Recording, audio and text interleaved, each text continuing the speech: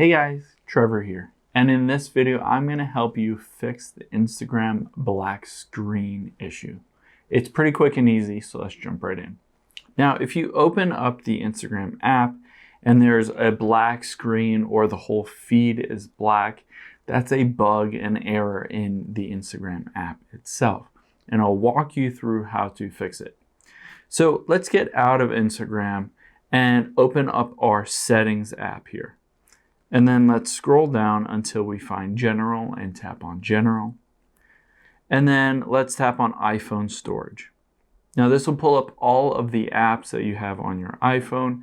On Android, you can pull up all of your apps as well and go through the same steps. And we'll scroll down until we find Instagram. There it is.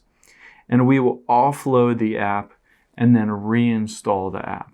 So what this does is it doesn't remove your login, your DMs, your drafts, anything like that, but it resets the core app files within the Instagram app itself and fixes that black screen issue. So once it's reinstalled here, we can open up Instagram and you should see that it is working normally, working fine.